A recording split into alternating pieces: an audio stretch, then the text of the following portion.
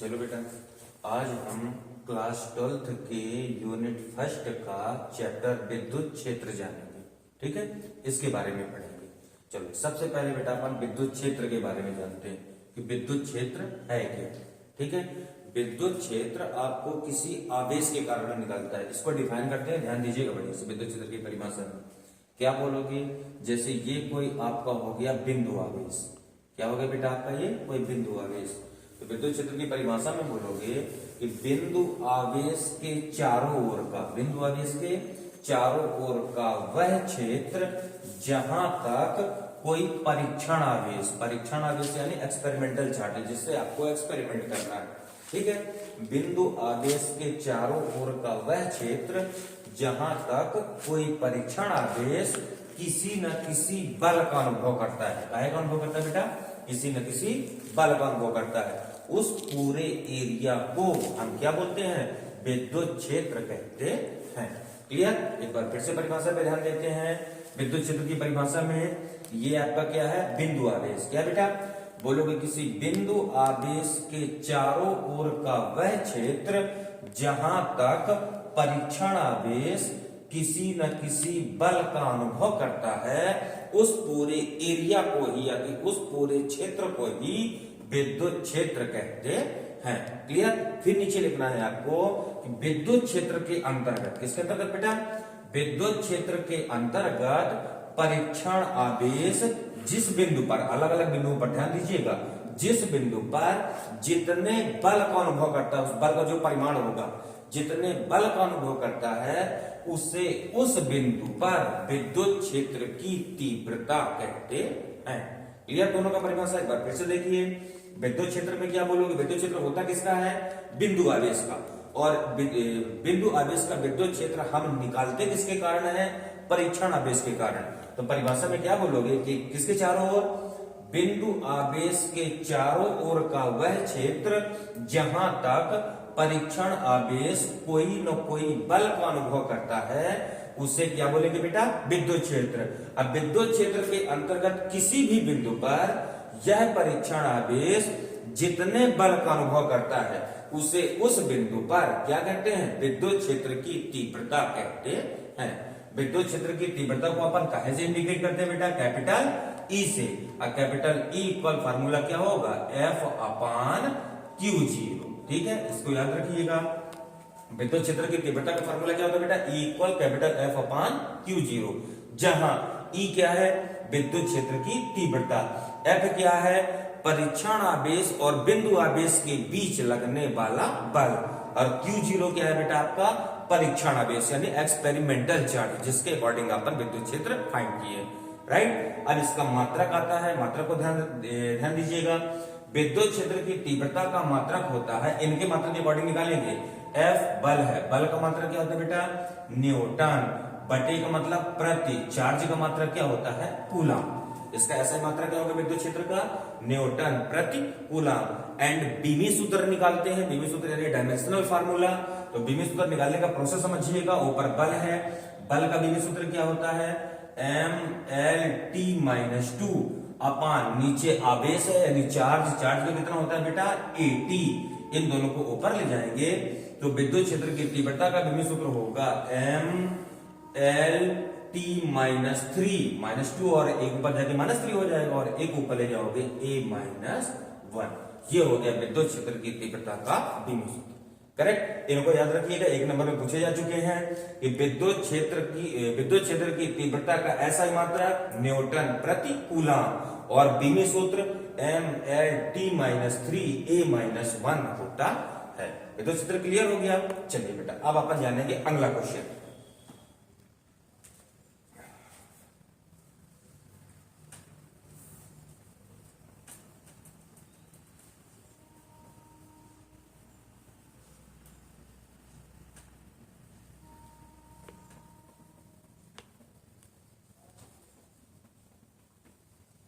हाँ, unit first का अगला क्वेश्चन है आपका है बेटा वैद्युत द्विध्रुव। इसके बारे में जानते हैं। वैद्युत द्विध्रुव, इसको बोलते हैं इलेक्ट्रिक डायपोल। वैद्युत द्विध्रुव। ठीक है, इसको आपको बनाना है। तो वैद्युत द्विध्रुव को बनाने के लिए हमको मटेरियल क्या चाहिए? हमको मटेरियल में केवल दो चार्ज चाहिए, एक Q, दूसरा Q। दोनों का परिमाण क्या है? समान। समान परिमाण के हैं ना, लेकिन समान परिमाण के हैं, लेकिन दोनों को विजातीय लेना है। विजातीय मतलब एक का प्लस आवेश और एक का माइनस आवेश। ठीक है, दोनों विजातीय ले लिए। अब दोनों आवेशों को स्मॉल डिस्टेंस यानी अल्प दूरी, अल्प दूरी को कितना लेना है बेटा आपको? 2L। कितना लेना है? 2L। इसका मिड पॉइंट O हो जाएगा और तो ये LL हो जाएंगी। ठीक है, अब इस पूरे सिस्टम को ही क्या बोलेंगे अपन? वैद्युत द्विध्रुव। परिभाषा बनाते हैं, ध्यान दीजिएगा। समान परिमाण के, क्या बोलोगे? समान परिमाण के दो विजातीय आवेश, एक का प्लस एक का माइनस है, ध्यान दीजिएगा। समान परिमाण के दो विजातीय आवेश एक दूसरे से 2L दूरी पर, कितनी दूरी पर? एक दूसरे से 2L दूरी या कि स्मॉल दूरी पर स्थित हो, तो इस पूरे निकाय को ही या कि इस पूरे सिस्टम को ही वैद्युत द्विध्रुव कहते हैं। क्लियर हो गया वैद्युत द्विध्रुव? एक बार फिर से देखिए। समान परिमाण के दो विजातीय आवेश एक दूसरे से 2L दूरी या कि स्मॉल दूरी पर स्थित हो, तो इस पूरे निकाय को ही वैद्युत द्विध्रुव कहते हैं। इसी में अगला आता है बेटा आपका वैद्युत द्विध्रुव आघूर्ण। ठीक है, तो वैद्युत द्विध्रुव आघूर्ण को अपन काहे से इंडिकेट करते हैं बेटा? P से। काहे से इंडिकेट करते हैं? P से। इसका फार्मूला होता है P equal Q into 2L। P equal Q into 2L। अब इसकी परिभाषा बनाते हैं, ध्यान दीजिएगा। वैद्युत द्विध्रुव आघूर्ण को डिफाइन करने के लिए इसके अकॉर्डिंग परिभाषा बनाएंगे। Q का नाम क्या है? एक आवेश का परिमाण। दो में से किसी का भी ले सकते हैं। प्लस Q का भी परिमाण Q आएगा, माइनस Q का भी परिमाण Q आएगा। ठीक है, रिजल्टेंट। तो क्या बोलोगे? एक आवेश का परिमाण और 2L क्या है बेटा? देखो यहाँ पे 2L है दोनों आवेशों के बीच की दूरी। यानी क्या बोलेंगे? एक आवेश का परिमाण और दोनों आवेशों के बीच की दूरी के गुणनफल को वैद्युत द्विध्रुव आघूर्ण कहते हैं। इसे कैसे? इसे P से प्रदर्शित करते हैं। परिभाषा क्लियर? एक बार फिर से देखिए। एक आवेश का परिमाण और दोनों आवेशों के बीच की दूरी के गुणनफल को वैद्युत द्विध्रुव आघूर्ण कहते हैं। इसे कैसे? P से प्रदर्शित करते हैं। इसका मात्रक वेरी सिंपल है, मात्रक यहां से बनाएंगे। Q का मात्रक क्या होता है बेटा? कूलाम। दो तो आपका अचर राशि है, कांस्टेंट वैल्यू है, कोई मात्रक नहीं होगा। L का मात्रक मीटर। इसका SI मात्रक क्या आएगा? SI मात्रक आएगा कूलाम इंटू मीटर। वह बीमी सूत्र कितना हो जाएगा बेटा? देखो मीटर है, इसका L होगा, कूलाम का कितना होगा? 80। तो LAT ये हो गया इसका बीमी सूत्र। करेक्ट है? ये आपका आ गया वैद्युत द्विध्रुव और ये वैद्युत द्विध्रुव आघूर्ण। अब इंपॉर्टेंट क्वेश्चन पे चलते हैं, 4 नंबर का क्वेश्चन या 3 नंबर का। हाँ, अब आपको निकालना बेटा वैद्युत द्विध्रुव के कारण विद्युत क्षेत्र की तीव्रता।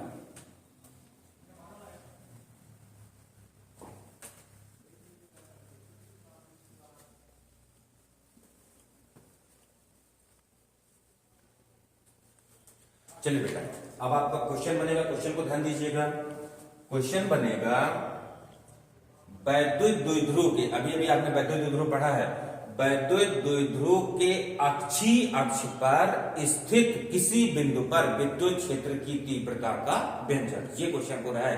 क्वेश्चन को एक बार फिर से वाच करिए। क्या बोलोगे बेटा? वैद्युत द्विध्रुव के अक्षीय अक्ष पर स्थित किसी बिंदु पर विद्युत क्षेत्र की तीव्रता का व्यंजन। ठीक है, चलिए बेटा क्वेश्चन को एक बार फिर से बात करते हैं। क्वेश्चन आएगा आपका वैद्युत द्विध्रुव के अक्षीय अक्ष पर स्थित किसी बिंदु पर विद्युत क्षेत्र की तीव्रता का व्यंजन। राइट है? सबसे पहले डायग्राम बनाइए। चलिए पहले वैद्युत द्विध्रुव बनाते हैं बेटा। ये वैद्युत द्विध्रुव अभी अभी हमने जाना है कि वैद्युत द्विध्रुव कैसे बनाना है। समान परिमाण के दो विजातीय आवेश लेना है, एक का प्लस लिख लिए, एक का माइनस। दोनों आवेशों के बीच की दूरी अभी भी आप लोगों ने जाना है, कितनी होती है? 2L। इसका मध्य बिंदु लेना है बेटा O, तो ये हो जाएगा L और L। ठीक है, अक्षीय अक्ष कहलाता है इसके बढ़ाए गए अक्ष। ठीक है, तो अब बढ़ाना किधर है ये जरूर याद रखिएगा। देखो बेटा, एक तरफ कौन सा बेस है, प्लस क्यू, एक तरफ कौन सा है, माइनस क्यू। तो हमेशा आपको अक्ष को प्लस आवेश की तरफ बढ़ाना है। ठीक है, क्यों बढ़ाना अभी बताते हैं। पहले ये आवेश को बढ़ा दिए बेटा, ये अक्ष को बढ़ा दिए कितनी दूरी पर, मध्य बिंदु O से R दूरी पर। एक बिंदु क्या हो गया आपका P।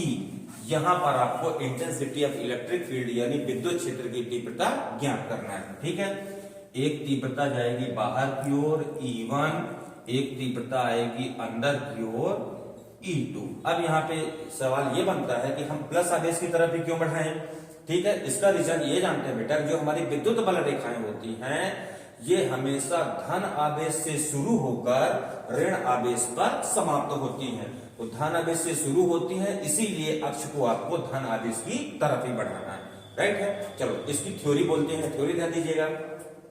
चित्र की थ्योरी में लिखोगे, इसमें कितनी लंबाई का, इसमें 2l लंबाई का एक वैद्युत द्विध्रुव क्या है बेटा, नाम देखिए बना, इसमें 2l लंबाई का एक वैद्युत द्विध्रुव AB है, जिस पर प्लस Q व माइनस Q आवेश रखे हुए हैं। एक लाइन क्लियर, एक बार फिर से देखिए, इसमें 2l लंबाई का एक वैद्युत द्विध्रुव AB है, जिस पर प्लस Q व माइनस Q आवेश रखे हुए हैं। सेकंड लाइन नीचे से, AB के मध्य बिंदु O से, कहां से बेटा, AB के मध्य बिंदु O से कितनी दूरी पर, R दूरी पर एक बिंदु P है, जहां पर हमें क्या निकालनी है, विद्युत क्षेत्र की तीव्रता ज्ञात करनी है। थ्योरी खत्म। ठीक है, फिर से देखिए, कितनी लंबाई का, 2l लंबाई का एक वैद्युत द्विध्रुव AB है, जिस पर प्लस Q और माइनस Q आवेश रखे हुए हैं। सेकंड लाइन में, AB के मध्य बिंदु O से कितनी दूरी पर बेटा, R दूरी पर एक बिंदु P है, जहां पर आपको विद्युत क्षेत्र की तीव्रता ज्ञात करनी है। अब सबसे पहला काम, A पर कौन सा चार्ज है, प्लस Q, तो लिखेंगे A पर प्लस Q आवेश के कारण बिंदु P पर विद्युत क्षेत्र की तीव्रता E1 बराबर, ठीक है, विद्युत क्षेत्र की तीव्रता का फार्मूला होता है E1 बराबर 1/4 पाई एप्सिलॉन 0 Q बटा दूरी का वर्ग। तो ध्यान दीजिएगा, प्लस Q आवेश किस पॉइंट पे रखा हुआ है, A पर, तीव्रता आपको कहां निकालना है, P पर, तो A और P के बीच की दूरी को अपन पहले AP लिखेंगे, तो बटे में कितना आ जाएगा बेटा, AP स्क्वायर। इस पे डायरेक्शन जरूर बताना है, क्योंकि विद्युत क्षेत्र की तीव्रता आपकी सदिश राशि है और सदिश राशि के लिए डायरेक्शन बताना जरूरी है। देखो, A पर कौन सा आवेश है, प्लस Q आवेश। मैं अभी भी बताया था कि प्लस आवेश से बल रेखाएं बाहर की ओर निकलती हैं, तो तीव्रता हमेशा बाहर की ओर जाएगी। तो A पर प्लस Q आवेश के कारण तीव्रता कौन है, E1, इसका डायरेक्शन बाहर की ओर है, तो दिशा लिखोगे बेटा AP दिशा। ठीक है, बगल में लिख देंगे AP के ऊपर वेक्टर चढ़ा दोगे AP दिशा। ये हो गया किसका, E1 का डायरेक्शन। अब डायग्राम में देखिएगा AP की डिस्टेंस कितनी होगी, ध्यान दो बेटा, O और P के बीच की दूरी कितनी है, R, O और A के बीच की दूरी कितनी है, L, तो A और P के बीच की दूरी कितनी होगी, R माइनस L। लिखेंगे चूंकि AP बराबर R माइनस L, अतः AP की वैल्यू प्लेस करो बेटा, तो E1 बराबर 1/4 पाई एप्सिलॉन 0 Q अपान R माइनस L का होल स्क्वायर, समीकरण नंबर 1 क्लियर हो गया। अब दूसरे चार्ज की तरफ आते हैं। दूसरा चार्ज कौन है, माइनस Q, कहां रखा है, B पर, लिखेंगे माइनस Q आवेश के कारण, किसके कारण बेटा, माइनस Q आवेश के कारण बिंदु P पर विद्युत क्षेत्र की तीव्रता E2 बराबर, E2 बराबर फार्मूला वही लगाओगे बेटा, E2 बराबर क्या होता है, 1/4 पाई एप्सिलॉन 0 Q, तीव्रता में ध्यान दीजिएगा, आवेश का परिमाण लेना है, माइनस Q है तो माइनस Q मत लिख दीजिएगा, Q बटे, अब देखो माइनस Q कहां पे रखा हुआ है, B पर, तीव्रता कहां निकाल रहे हैं, P पर, तो कितना हो जाएगा बेटा, BP स्क्वायर। ठीक है, इसकी दिशा ध्यान दीजिएगा, माइनस Q आवेश है, जो बल रेखाएं हैं ये धन से शुरू होती हैं और ऋण पर समाप्त होती हैं, तो इसकी दिशा होगी आपकी P से B की ओर, यानी PB दिशा। तो दिशा में क्या लिखोगे बेटा, PB दिशा। ये माइनस आवेश के कारण आ गया। ठीक है, अब पीबी का मान निकालते हैं। देखो बी यहाँ पे है, पी यहाँ पे है, टोटल डिस्टेंस निकालते हैं। तो पी और ओ के बीच का दूरी कितना है, आर। ओ और बी के बीच की दूरी कितनी है, एल। तो पीबी बराबर कितना हो जाएगा, आर प्लस एल। लिखेंगे चूंकि बीपी बराबर आर प्लस एल, अतः मान भाई दो। तो E2 बराबर कितना जाएगा बेटा, 1/4 पाई एप्सिलॉन 0 Q बटे R प्लस एल का होल स्क्वायर। समीकरण नंबर 2। इतना दोनों क्लियर हो गया। अब निकालते हैं बिंदु P पर परिणामी तीव्रता। ध्यान दीजिएगा, लिखेंगे अतः बिंदु P पर परिणामी तीव्रता E बराबर, सबसे पहले देखो परिणामी यानी रिजल्टेंट, परिणामी निकालने के लिए ये देखो बेटा कि जो हमारी दो तीव्रताएं आई हैं E1 और E2, दोनों की दिशाएं क्या हैं, विपरीत। तो जो परिणामी आएगा वो ऑलरेडी हमारा घटाने पे आएगा। ठीक है, घटाना किसमें किसको है, ज्यादा तीव्रता में से कम तीव्रता को घटाना है। ज्यादा कैसे निकालेंगे, जो मतलब देखो जो आवेश P के ज्यादा नजदीक होगा उसकी तीव्रता दूर वाले की अपेक्षा क्या रहेगी, ज्यादा। तो चित्र में देखिए P के ज्यादा नजदीक कौन सा आवेश है, प्लस Q। तो प्लस Q वाली तीव्रता कौन है, E1। तो ये ज्यादा पावरफुल होगी। तो लिखेंगे परिणामी तीव्रता E बराबर कितना होगा बेटा, E1 माइनस E2। ठीक है, समीकरण 1 और समीकरण 2 से दोनों के मान प्लेस करो। तो E बराबर E1 का कितना मान है बेटा, देखो भला 1/4 पाई एप्सिलॉन 0 Q अपान R माइनस एल का होल स्क्वायर माइनस E2 का कितना मान है, समीकरण 2 में देखिए बेटा 1/4 पाई एप्सिलॉन 0 Q अपान R प्लस एल का होल स्क्वायर। ठीक है, दोनों से कॉमन कितना है आप केवल कैलकुलेट करिएगा।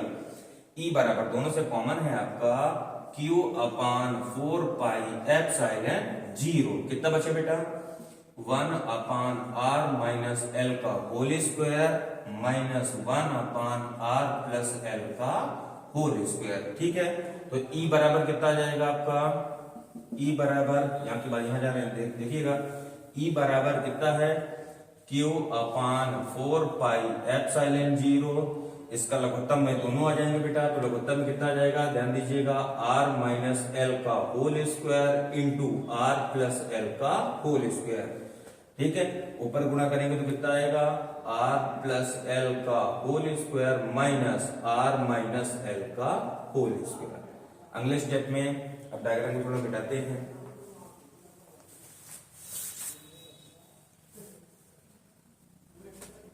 हाँ, अगले स्टेप में कितना आ जाएगा बेटा, E इक्वल Q अपान 4 पाई एप्सिलॉन 0, ब्रैकेट के अंदर इसको A प्लस B के होल वर्ग से ओपन करेंगे, R square plus L square plus 2RL। अब इसको A माइनस B के होल वर्ग से ओपन करेंगे, लेकिन माइनस का गुणा करते जाएंगे। ध्यान दीजिएगा, माइनस का R स्क्वायर माइनस का L स्क्वायर प्लस का 2RL अपान ये कितना हो जाएगा बेटा, R माइनस L का R प्लस L में गुणा करेंगे तो R square minus L square का होल स्क्वायर, ये होल स्क्वायर वाला। ठीक है, R स्क्वायर L स्क्वायर से R square L square cancel.